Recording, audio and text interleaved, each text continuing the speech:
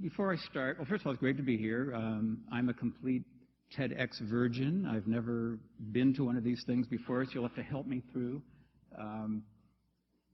The list of speakers today is quite a cool one, and I'm honored to be a part of it. Makes me think kind of that I might be a clerical error, but I'm going to give it my best shot.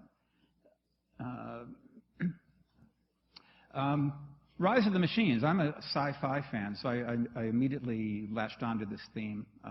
I grew up liking these things, and it is an appropriate thing for me because I had this thing. In movie history, we've seen a lot of machines rise up and try to enslave us all. We had the Terminators, we had the old Cylons, and we had the new Cylons, who actually made me reconsider my objections to the whole enslavement thing. I was a big fan of that show, by the way. I don't know if you guys watched the new Battlestar Galactica, but it was excellent. Anyway, the fact is that the machines will rule the world. I'm fairly convinced of that. But it's not going to happen with them rising in revolt, as we saw in these movies. What's going to happen, actually, is that people are going to sell these things to us, and we're going to all line up to buy them. And that basically, this is kind of what my little talk's going to be about here today. It's about the mindset of these people, because I think anyone who makes or markets the machines, which I think is probably a lot of us in this room, or at least who are enthusiasts, would benefit from really understanding part of the reason why Apple is such a success today. And Apple is, as we all know, the one company that has consistently created this lust in people's minds. You have to have their thing. And that's because they're really good at giving people the thing that people naturally respond to.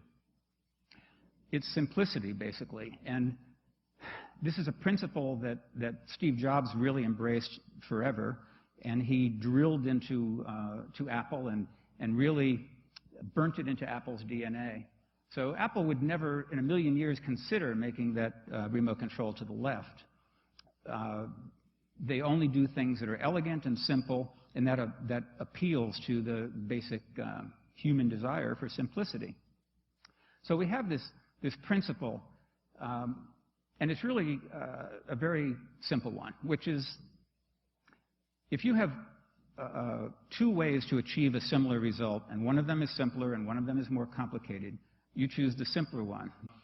This is the thing that Apple uses when they look at everything they do, really. You think that it's just the products that you see, but it's really the way they organize and the way they advertise and the way they talk to their customers, the way they sell in retail. There's this principle, this lens through which they see everything they do, and that strikes this chord with people. I was walking through Times Square last summer, and I saw this on a bus, and I thought, it actually is an interesting lesson. I am not a McDonald's customer, and I don't drink coffee. And yet it made me smile because I thought, how simple can you get? First of all, it's not $5 like Starbucks. Second of all, how much does it cost them really to make a coffee this big versus that big? It's probably like minuscule, the difference. But you have to like the company for doing that, and this is an important point about simplicity. When you give people something that they can relate to very simply and clearly, they like you more. And that's going to come into our conversation a little bit later, but I actually liked McDonald's for a brief moment. I didn't go into one, but if you did this, like Apple has done this repeatedly over the years. If McDonald's did things like this, every week, every month for 10 or 20 years, you would feel very differently about them, assuming their food got better. This is the cover of the insert that was done for the very first Apple product, the Apple II. Simplicity is the ultimate sophistication. And this is actually a quote from Leonardo da Vinci. But it's an interesting thing about simplicity in general, which is, or Apple's style, I should say, because it's not about dumbing things down. if you simplify things as well as Apple has done, it's a very sophisticated thing. It's not like you're getting less capability. And the great thing about this line is that it's very authentic to Apple. Everything it's done over the years, you could literally put those words over every product they've ever made. You could put that over an iPad, and it would certainly make sense. Steve Jobs said this some number of years ago, actually quite a few years ago, but he was talking about simplicity being difficult to attain, that it takes all this work. But his point was that it's worth it in the end because when you get there, you can move mountains. And I think this is certainly has been borne out by the fact that Apple has become the most valuable company on the face of the earth. In fact, they went from near bankruptcy in 1997 when Steve came back to most valuable on earth, which is pretty remarkable. And it's because they believe in this, and this is really one of the things that drove Steve. So here's a question for you. Where does simplicity come from? Some people would look at Apple's products and say that that's simplicity. That's why Apple is as successful as they've been. It's actually completely wrong because you can't make products like that unless your whole company believes in simplicity. So as I mentioned before, simplicity kind of runs throughout Apple's different departments. And Steve would be the one who saw everything and approved everything and put the fear of God in people. He wanted the company to run this way. So ideas were protected from start to finish. You end up with these amazing products because the whole company believes in simplicity. So those companies who are out there trying to copy Apple's products to become successful are really getting only a tiny, tiny bit of it.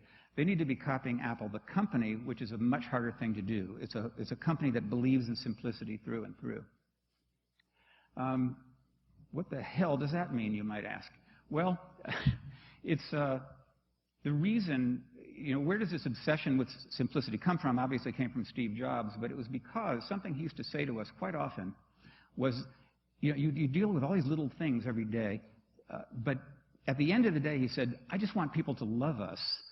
People need to love the Apple brand. So every little thing we do adds up, and the more people love us, the more they will come back and buy more products, the more they will evangelize to their friends and family and colleagues, and they'll be willing to pay a few extra bucks too, which is the secret of Apple's success. People perceive that they get more, so they're willing to pay more. So his way of connecting with people, of creating this love, was being simple, because simplicity is such a part of being a human being, and he wanted to connect with people on that level and reinforce this connection. It's something that Apple does not only in the products they make, but in the way they sell products. And this is where it gets kind of interesting, in the event that it hadn't been interesting to you yet. If you were looking for a laptop, you might go to Dell and take a look at their model, see what they have to offer. So Dell has a few models. They've got 42 distinct models of laptop.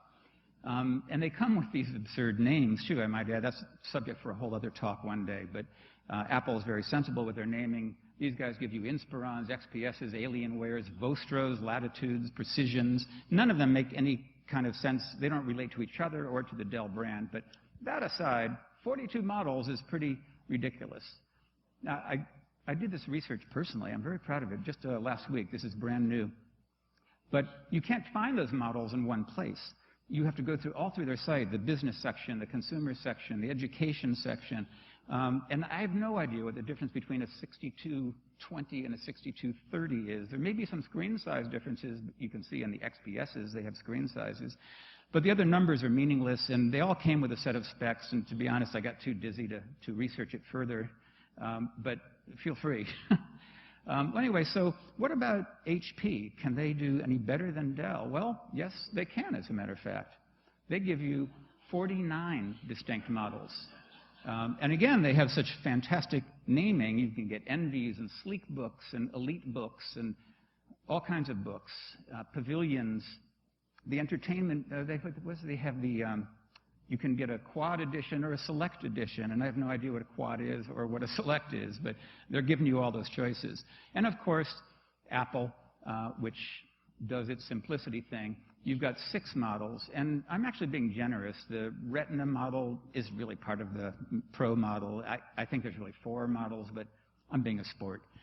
6 versus 42 and 49 is pretty darn good. So I did a lot of work with Dell, and a couple of years' worth anyway, and every time I had a chance, I would say to them, like, you know, and they would always envy, oh, I use that word, envy, HP.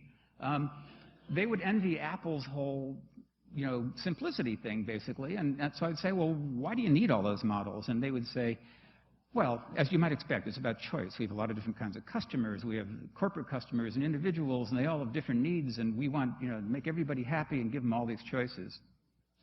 Well, bullshit, actually. I'm sorry. I didn't check and make sure I'm allowed to use words like that. Oh, we're okay? Good. I promise I won't do it again. But it's ridiculous because people don't need that amount of choice. I'm all in favor of choice. I think everyone likes choice, but you don't need 42 or 49 models. That's like a bit ridiculous. It becomes confusing. The big question is, does anyone ever go away from Apple feeling like they had a lack of choice? I would say they felt a lack of confusion. You buy you know, an Air or a Pro, thin or full-featured, and when you click on that, you pick the things you want in it. I don't think anyone goes away saying, damn, I wish they gave me more choice. Another bit of evidence you might consider is that Apple makes more money than Dell and HP combined, and throw in a couple of other PC companies as well. They make the hugest part of the profit of the industry. So they're doing something right, you know, and these other guys are doing something wrong, and they don't seem to ever pick up on that. Although you might be interested to know, I actually got an email a couple of months ago from Michael Dell himself. The subject line was, great book, 2 exclamation points. And I thought that was odd because I really do a lot of slamming of him in the book because in my experience wasn't the best there. But he thought it was so great. He's got his marketing people reading it and all that, and they invited me in to speak next year, and I'm already kind of savoring what I will say to those guys. It'll be a lot of fun. But anyway, HP and Dell do their throw it all against the wall and see what'll stick routine, and Apple is very focused. Here's another example of you're buying some tunes, and this is a little old, but it's just an interesting example, I think. Apple, as you know, owned the music market with iPod and iTunes. They have like 80% of it still to this day, maybe 70, 75%.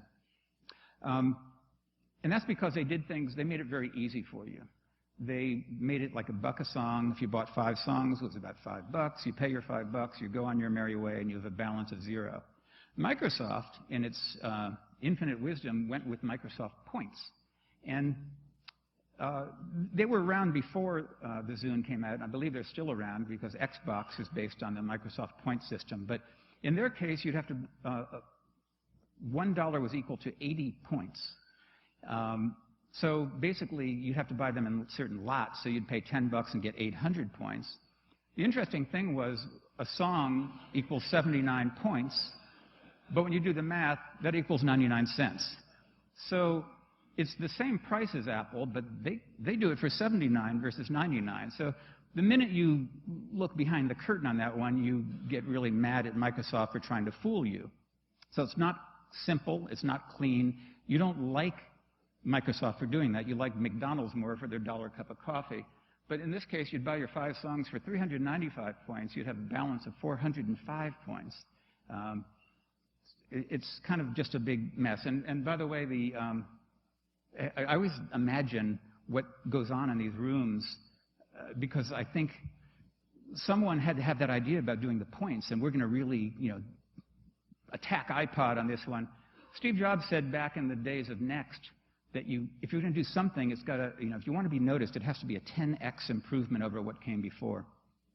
Incremental improvement doesn't work so well. Well, I would say that those Microsoft Points were probably like a 5x unimprovement, you know, but it started in some room somewhere where someone did it on a whiteboard or something, and everyone said, yeah, good idea.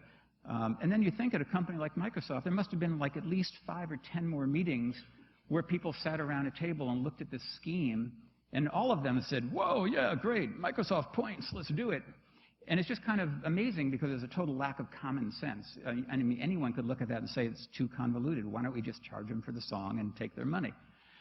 Rather than playing with the float and taking too much money and all that. But being simple isn't simple. And that's been very true at Apple because they work really, really hard to do what they do. Steve used to always talk about peeling away the layers of the onion. You start with a great idea, but then you peel away the layers and get it something really good.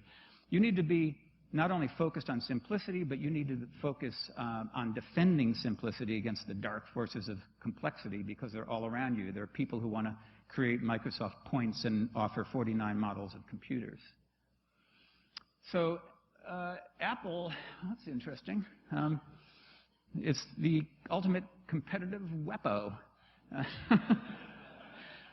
Perhaps you can extrapolate what that's supposed to mean. Really, it sets people apart, and Apple's love of simplicity is really what has been their point of difference between them and all their competitors all these years. And again, I'm sort of shocked that people don't notice this and say, like, let's try that ourselves. But it takes just an awful lot of commitment, time, and money to be as simple as Apple is. I do think that Steve Jobs made an incredible success of Apple because he recognized that indeed the machines would be rising, but he was smart enough to realize that it was going to be simple machines that really win the day. And that's really about it, and that's also not right. The slides have not been the best part of this presentation, but that is it, and I thank you for listening so politely. Thank you.